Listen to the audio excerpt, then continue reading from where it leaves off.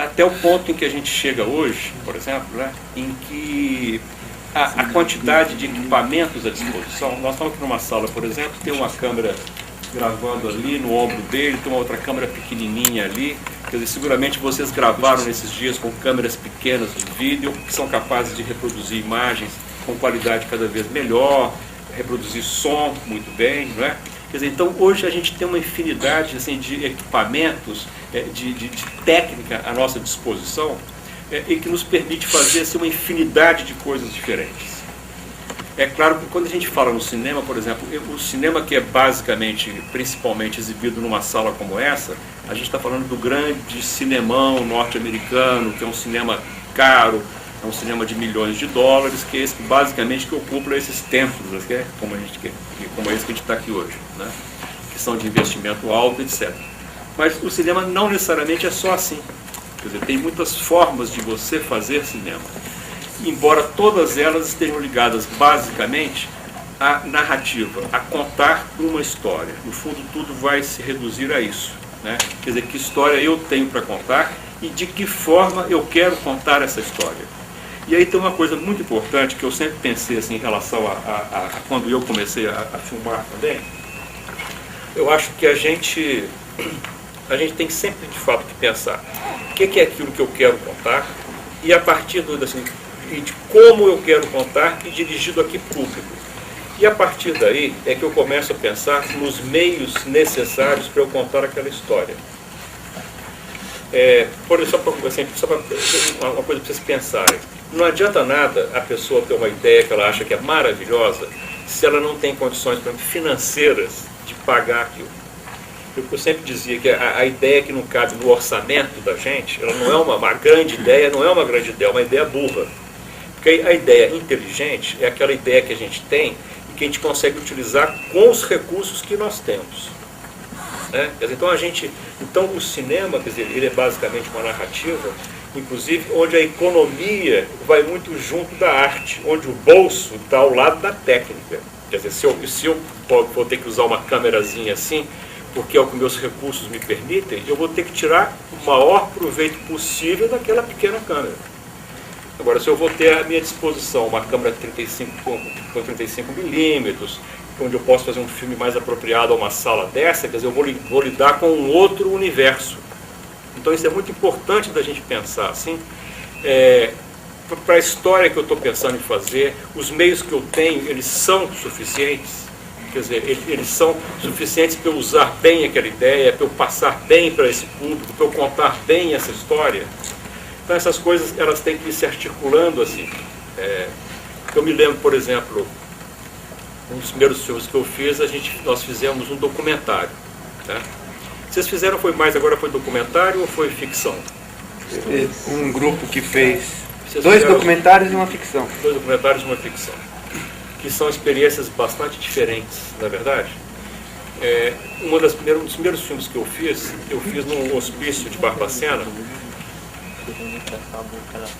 em 80, sabe? E era uma época em que, em 80, os hospícios no Brasil, e aqui em Minas Gerais tinha um hospício terrível, que era o hospício de Barbacena. E nessa época, ninguém podia entrar em hospício e fazer imagens. Era proibido, etc. E a forma em que as pessoas eram tratadas, entre aspas, nesses hospitais era um horror. Né?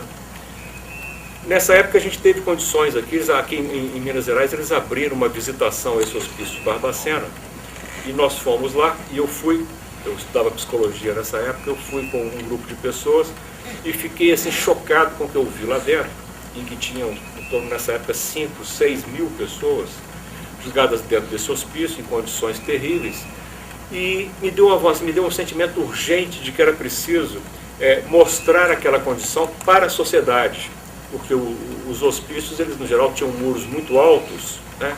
Esse de Barbacena era típico assim, onde você não via o que acontecia lá dentro, quer dizer, as pessoas eram depositadas lá dentro e a sociedade se livrava delas como quem joga um lixo fora. Então, quer dizer, eu como nessa época que já tinha feito cinema de uma forma antes amadorística e tudo, me deu uma vontade enorme de registrar essas imagens. Só que era uma época, no final dos anos 80, em que a gente não tinha à disposição, por exemplo, equipamentos pequenos de gravação de vídeo como há hoje. Nós tivemos que usar uma câmera 35mm e a gente não tinha, por exemplo, condições de ter uma câmera que não fizesse barulho. A câmera 35mm, o mecanismo dentro dela é barulhento, porque é o mecanismo que faz correr o filme, ser exposto e voltar para dentro de uma coisa chamada chassi. Ele é barulhento. Então, para que essa câmera não produza barulho, ela é blimpada, que se chama. Ela tem um blimp, uma proteção que não deixa o som sair. Nós não tínhamos condições na época, por exemplo, de ter uma câmera blimpada assim. O que nós fizemos? Pegamos uma câmera barulhenta, embrulhamos essa câmera com espuma bem grossa, amarramos, prendemos, para que diminuísse o som, para que a gente pudesse captar conversas com essas pessoas. E fizemos isso com uma equipe assim, quase que guerrilheira mesmo, assim, de 4, 5 pessoas, que entramos nesse hospício, ficamos lá durante 5 dias, gravamos essas imagens, depois trouxemos cá para fora e fizemos um documentário que repercutiu muito não só no Brasil, ajudou muito inclusive a mudar a própria condição dos hospícios, como foi para o exterior e ganhou prêmios, etc. E foi feito dessa forma, que foi quase que improvisado e com esses poucos meios que a gente tinha nas mãos. Ou seja, a gente fez desses meios, assim, a gente tentou utilizá-los da melhor maneira possível, inclusive improvisando e inventando em função daquilo que a gente queria contar, que era mostrar a condição daquelas pessoas dentro daquele hospício. Isso quer dizer uma experiência assim, do lado do documentário, onde às vezes a gente pode até captar assim, a realidade de uma forma mais bruta que é o que interessa, como foi nesse caso nosso, ou pode ter coisas mais sofisticadas, mais elaboradas também, quer dizer, tudo é possível, né? Depois eu enveredei muito pelo caminho da ficção, né? O caminho da narrativa, de contar histórias, e aí já foram experiências muito diferentes. O meu primeiro filme de longa-metragem, por exemplo, mas antes de falar de uns curtas, tá? Eu fiz também uma experiência com animação.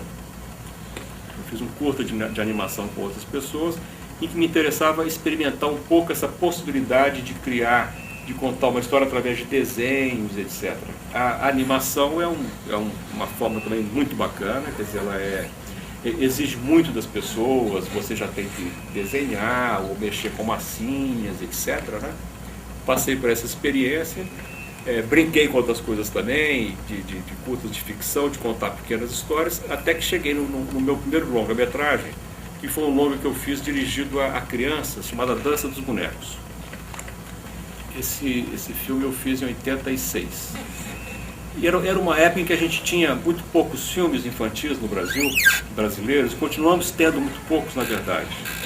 Esse mercado de filmes infantis ele é muito dominado pelos norte-americanos e que dão muita importância a isso, porque eles pensam sempre assim de que é preciso renovar o público deles, estar formando o público e renovando o público do cinema deles, e eles sabem fazer isso como ninguém, né? Então a gente sempre está vendo aí, estão vindo aí filmes de animação, Os Incríveis, não sei o que, toda hora eles estão lançando e são filmes que estão sempre chegando às crianças, ou mesmo que não sejam de animação. Mas nessa época eu assistia muito filmes com minhas filhas, que eram pequenas, me dava muita vontade de contar histórias brasileiras para crianças brasileiras. E sempre pensando assim de um ponto de vista de que o cinema é muito importante na nossa identidade cultural. O cinema ele é uma parte muito importante da nossa formação. Todos vocês sabem assim como é que o audiovisual entra hoje na nossa vida, quer dizer, a importância dele, seja através de uma tela do cinema, ou de um televisor, ou da internet, ou do celular atualmente, ou de outros meios digitais, mas na verdade essa narrativa audiovisual penetra na vida da gente, da vida da gente tremendamente.